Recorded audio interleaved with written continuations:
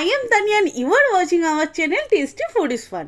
তো আজকের রেসিপি হলো ফুলকপি আলু দিয়ে বাটা মাছের ঝোল। হ্যাঁ, ঠিকই শুনেছ, আমি সবসময় একটু শুকনো শুকনো রেসিপি শেয়ার করি, বাট আজকে ভাবলাম ফুলকপি আলু দিয়ে বাটা মাছের ঝোলের রেসিপিটা তোমাদের সাথে শেয়ার করি। তো সেই জন্য চলে এসেছি রেসিপি নিয়ে, তো সঙ্গে থাকো। তো ফার্স্টেই আমি কি করছি, ফুলকপিকে কেটে ধুয়ে নিচ্ছি, তারপরে জল বসিয়েছি। জলটা অল্প গরম হলে তাতে দিয়ে দিয়েছি ফুলকপি আর দিয়ে দিয়েছি সামান্য লবণ আর হলুদ, যাতে ফুলকপিতে কোনো রকম কোনো পোকামাকড় থাকলে সেটুকু মরে যায় এবং ফুলকপি টোটালি ক্লিন হয়ে যায়।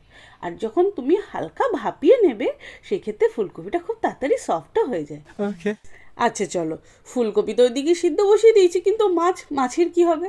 তো মাছের জন্য আমি কি করেছি জানো?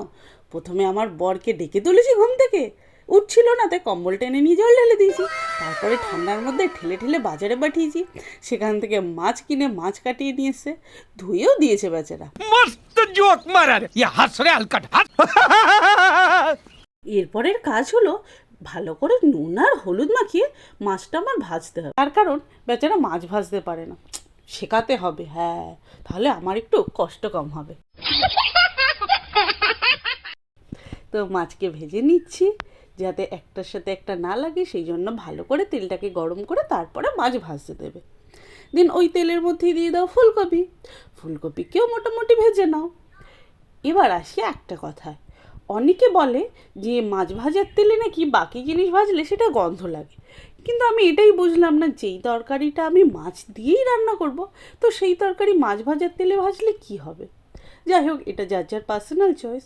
তো আমি ফুলকপিটাকে ভেজে নিয়েছি, এবার ওই তেলের মধ্যে দিয়ে দেবো আলু। তোমরা চাইলে ফুলকপির সাথে আলুকেও অল্প সেদ্ধ করে নিতে পারো, বাট আমি নিইনি আজকে। তো ফুলকপিকে সিদ্ধ করে ভেজে তুলে নিয়ে এবার আলুকে ভেজে নেব। আলুকে ভেজে নিয়ে তারপরে মশলা দিয়ে আগে আলুটাকে একটু ফুটতে দেবো, তার কারণ আলু আমরা কিন্তু সেদ্ধ করে নিই, তো আলু সেদ্ধ হতে সময় লাগবে। ওদিকে ফুলকপি তো প্রায় রেডি, তাই ফুলকপিকে একসাথে দিলে ঘেটে যাবে। এবার আসি মশলার ক্ষেত্রে তোমরা ইউজ করতে পারো পেঁয়াজ, আদা, রসুন, কাঁচা লঙ্কা, টমেটো, ধনেপাতা, বাট আমি এখানে দিয়েছি কাঁচা লঙ্কা, আদা আর ধনেপাতা, বেশি রিচ বানাইনি। তো দেন তারপরে ওটাকে অল্প স্বল্প নেড়ে নিই, আর যেইটুকু তেল এক্সেস বেঁচে ছিল না ওইটুকু তেল আমি ফেলে দিয়েছি, বেশি তেল রাখিনি। তবে তোমরা চাইলে তেলটাকেও নিয়ে নিতে পারো, আমি তেলটাকে বাদ দিয়ে দিই, তার কারণ যতটা কম তেল খাওয়া যায় ভুঁড়িটা বেড়ে যাচ্ছে খেতে খেতে, বুঝলে? তো এরপরে দিয়ে দিচ্ছি শুকনো মশলায় অল্প জিরের গুঁড়ো, লবণ আর একটু কালারের জন্য কাশ্মীরি লঙ্কার গুঁড়ো। এবার জল দিয়ে নেড়ে চেড়ে নিচ্ছি। এবার দেখো, আমি আগে থেকে হলুদ দিইনি, তার কারণ কাঁচা লঙ্কার তরকারিতে একই সাথে হলুদ দিলে তরকারি কালো হয়ে যায়, তো সেই জন্য আমি একটু ফুটতে দিচ্ছি, তারপরে দিয়ে দিচ্ছি হলুদ দিয়ে নেড়ে চেড়ে ফুটতে দিচ্ছি। আলু যখন প্রায় সফট হয়ে যাবে তখন ফুলকপি অ্যাড করে দাও। জানো তো, আমি 2 বছর ধরে ভিডিও শ্যুট করছি, কিন্তু কখনো এত অসুবিধা হয়নি। আজকে শুধু ক্যামেরা ঘোলাটে হয়ে যাচ্ছিল ধোয়ায়, তো সেই জন্য আমি ফুলকপির যখন দিচ্ছি সেই ক্লিপটা নিতে পারিনি। দেন মাছ ভাজা দিয়েছি, মাছ দিয়ে ফুলকপি দিয়ে ঢাকা দিয়ে স্টিম কমে সিদ্ধ হতে দিয়েছি। এই দেখো, রেডি হয়ে গেছে আমাদের তরকারি।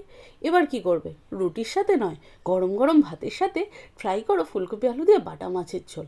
উফ, কি দারুণ! আর হ্যাঁ, আমি জানি তোমরা আমার থেকেও অনেক ভালো ভালো রেসিপি জানো, তো সেই জন্য আমার সাথে শেয়ার করো তোমাদের রেসিপিও, যাতে আমিও একটু শিখে নিতে পারি।